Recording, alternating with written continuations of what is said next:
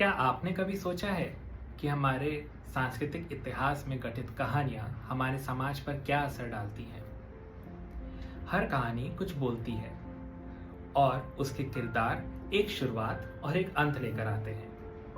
आज ऐसे ही मैं एक कहानी लेकर आया हूँ जिन्होंने भीष्म पितामह, गुरु द्रोण और महारथी कर्ण के गुरु होने की भूमिका निभाई है।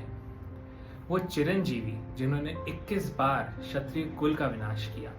जी हाँ, महर्षि जमदग्नि और माता रेणुका के पुत्र, विष्णु जी के छठे अवतार परशुराम।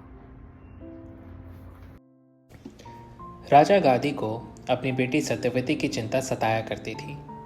वह सुंदर, गुणी और राजपाट की समझ रखने वाली युवती थी।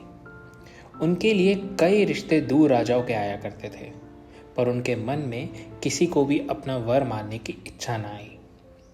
ऐसे ही एक बार महर्षि रुचिक, जो कि राजा के सलाहकार थे, उन्होंने उनकी बेटी से शादी करने का प्रस्ताव दिया। काफी सोच विचार के बाद राजा और उनकी बेटी ने इस प्रस्ताव को स्वीकारा और सत्यवती और महर्षि रुचिक की शादी हुई। सत्यवती महल के ठाट बाट छोड़ महर्षि के साथ कुटिया में रहने लगी। उन्होंने खुशी खुशी हर उस चीज को स्वीकारा जो उनकी किस्मत में थी, और महर्षि रुचिक ने भी सत्यवती के ध्यान रखने में कोई कसर न छोड़ी। एक दिन सत्यवती को अपने पिताजी की चिंता सताई, क्योंकि उनका कोई पुत्र नहीं था और वारिस के ना होते हुए उनको अपनी राजगद्दी की चिंता बहुत रहती थी। सत्यवती भी चाहती थी कि उनका कोई पुत्र पुत्री हो जिसको वो अपने ममता में संजो कर रखे, और इस इच्छा को उन्होंने महर्षि से जाहिर किया। महर्षि ने राजा की परेशानी और सत्यवती की बात को स्वीकारा और 2 प्रसाद बनाकर दिए और कहा कि आप और आपकी माता के लिए बनाया हुआ प्रसाद को दिए हुए तिथि की रात में ग्रहण करें।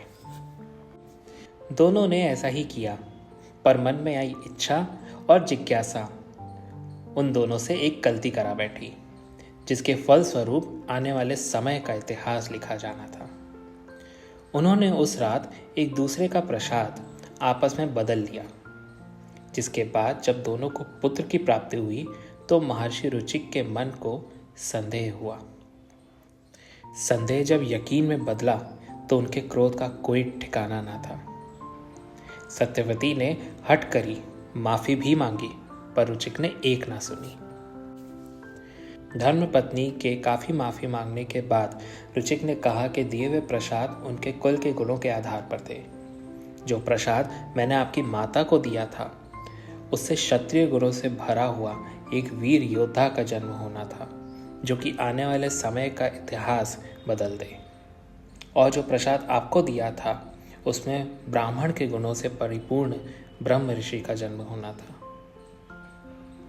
ये सुन सत्यवती को अपने किए हुए कार्य पर पछतावा हुआ, पर उसने तुरंत माफी मांगते हुए कहा कि हमसे जो चूक हुई है उसका कुछ तो समाधान दीजिए।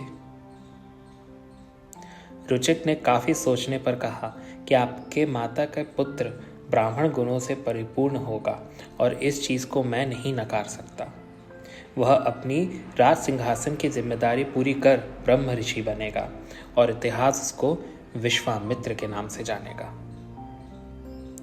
और हमारा पुत्र, उसकी नियति उसकी अगली पीढ़ी संभालेगी, जिसका जन्म तो ब्राह्मण घर में होगा, पर उसके गुण क्षत्रिय समान होंगे, जो आने वाले समय के इतिहास को लिखेगा और समाज की नियति को खुद अपने हाथों में लिए शाश्वत योद्धा परशुराम कहलाएगा।